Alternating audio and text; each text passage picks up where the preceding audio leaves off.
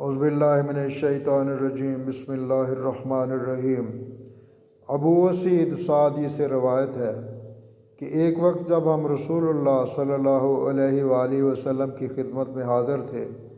بنی سلمہ میں سے ایک شخص آئے اور انہوں نے دریافت کیا کہ یا رسول اللہ، کیا میرے ماں باپ کے مجھ پر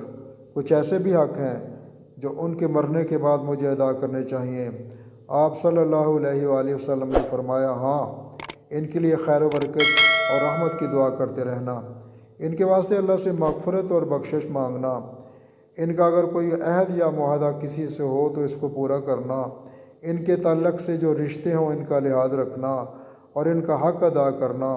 اور ان کے دوستوں کا اکرام و احترام کرنا۔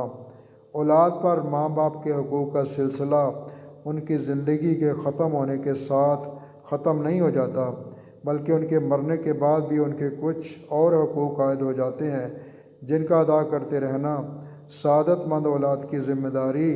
اور اللہ تعالیٰ کی خاص رضا اور رحمت کا وسیلہ ہے۔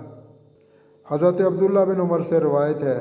کہ رسول اللہ صلی اللہ علیہ وآلہ وسلم نے فرمایا